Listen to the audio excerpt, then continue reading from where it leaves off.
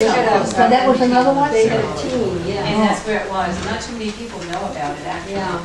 We used to go skating there. There used to be a wood stove inside the building. Ice skating or ice skating? Actually, there was a team. Was that the Maple Leaf? Maple Leaf, yeah, Maple Leaf.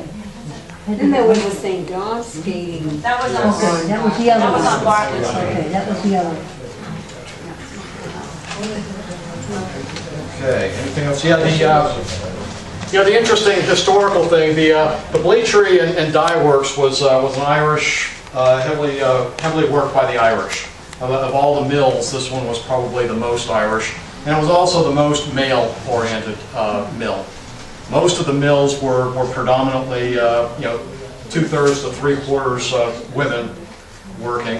The Bleachery was I want to say offhand, 2/3 to 3/4 male, which made it different. Of course, the Lewiston Mills began, the original idea was that Yankee farm girls would come in and, as they graduated from school, they needed something to do before they got married, so, well, we'll keep them in the mill and have them earn some money. I worked for two Murphys at the Pepperell in that building. So they have been your uncles, Ted and the other Murphy, I think Murphy Holmes is named after him. No, different branch, yeah. Yeah, they're, Murphy's the most common name in Ireland. And they weren't terribly creative with their first names. Anybody that's doing Irish genealogy knows this. I mean, my great-grandfather was Jeremiah Murphy, and there were 4 of them in Lewiston and Auburn at the time. I happen to know a couple of things about mine, so it didn't take me any time to figure it out, but if you're starting from scratch, John, Jeremiah, James, Ellen, Michael, Thomas. Those 5 or 6 names were male names, and Ellen and Catherine were the 2 predominant, female names. And I can't tell you how many Ellen Murphys I've had to dig through. My great-grandmother was an Ellen Murphy, but there are several others that I've run across, and trying to keep them all straight is a challenge. This is number 9 Willow Street. It's the first house on the way in. It's off on the right here.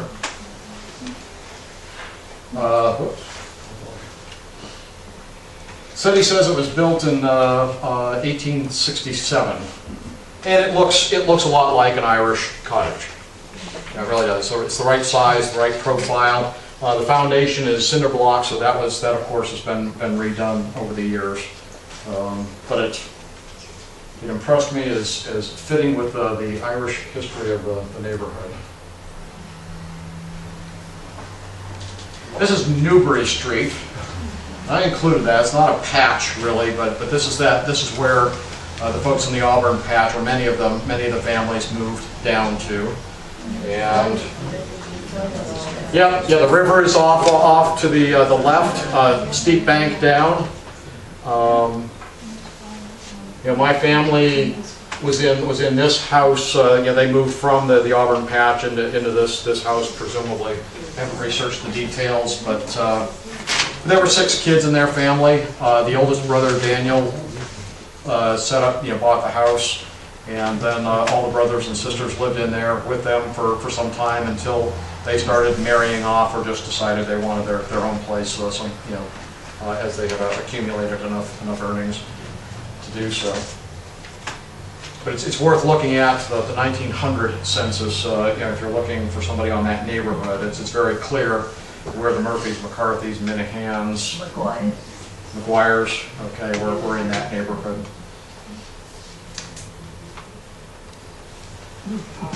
Now we've been talking about patches. The patches would generally be what we call shanty Irish, relatively poor. Margaret Bucher was a student at Bates College back in the 70s, and she wrote the first real history of the Irish in Lewiston, and her perspective was an economic perspective and study.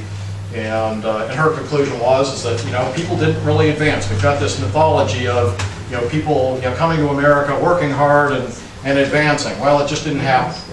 And you can tell by 6 neighborhoods that stayed relatively low income. I mean, they weren't.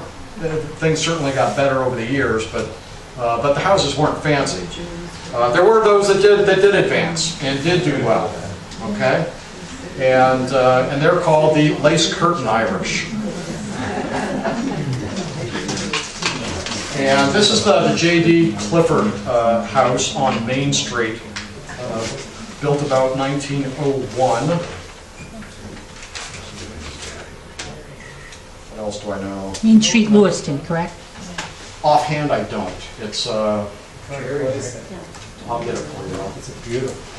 I intentionally leave the house numbers off of these things. I want you all to go out there and drive slowly down. Yeah. And Also, look. it's where the Down East Financial Group is. Yes, yes. Peter Thompson. is- Owner of Arch Avenue. Yes. Yeah.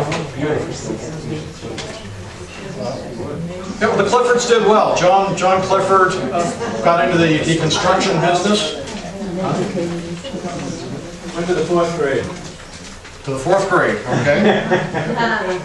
Became a Mason, didn't he? Became a Mason, okay.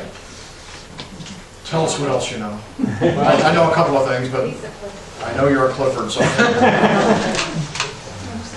He built the city hall, he built some mills in New Hampshire and one in Quebec. It was a partnership with a guy named Burris. Yep. Burris. Yeah, go ahead. Just a comment, more or less directed, Mr. Clifford. I went to Jordan School in the middle of January in 1965. And there was a John D. Clifford student who got all A's. Now, how would he be? I know he's got to be related. Got to be a nephew, I guess. I think he's a grandson. I think there's he goes through. Yes. Big surprise, huh? Yeah, very John Clifford's sons became attorneys. And then their sons, some of their sons became attorneys as well. So it's very much a legal family. In more ways than one. I was going to say. I think it's the other thing. That's the junior. Yeah, another one of the Lace Curtain Irish. Yes. Another one of the Lace Curtain Irish was the McGillicuddy family. They aren't around here anymore, but early on they were the principal family. And Daniel McGillicuddy, who we'll talk about in a later session in more detail, he became mayor of Lewiston, went on to serve as U.S. Congressman. His house was on Main Street, just above where Sabata Street comes in. It's not there anymore. But looking at his probate record, the inventory of his estate, and just looking at the stuff he had in there, it's lace curtains are specifically mentioned several times. Okay, what do we have here? The dining room. There's an oak table, 6 chairs, 2 oil paintings, china closet, 2 small oak tables, and the library, kitchen, gas house, or gas range, coal range, Kelvinator, 1 Kelvinator. 4-piece mahogany set, 12 by 15 rug, 2 chairs, and 2 pair of lace curtains. There were more in some of the other rooms, but I got a chuckle out of that when I saw it. Okay, well the next presentation will be next Thursday evening at Museum LA, over in the Bates Mill on Canal Street. Same time, 7 to about 8:30, and we'll be talking about the 2 Irish parishes, St. Joe's and St. Patrick's. Some of you I know have some stories to tell us, and so it isn't going to be just me talking next week.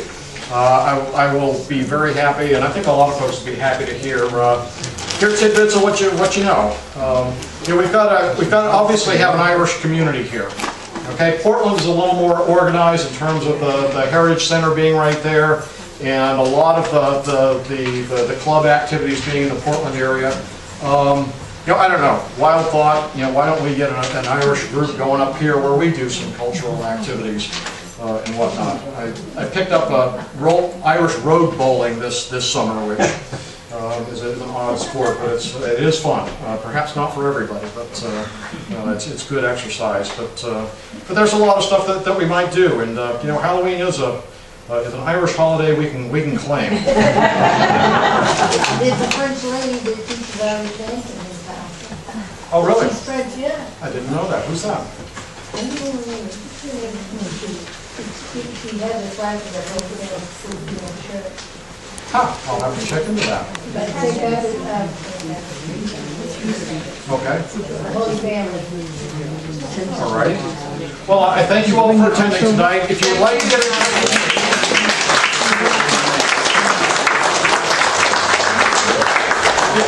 touch with me, I'm best reached by email. I don't have a phone at the moment.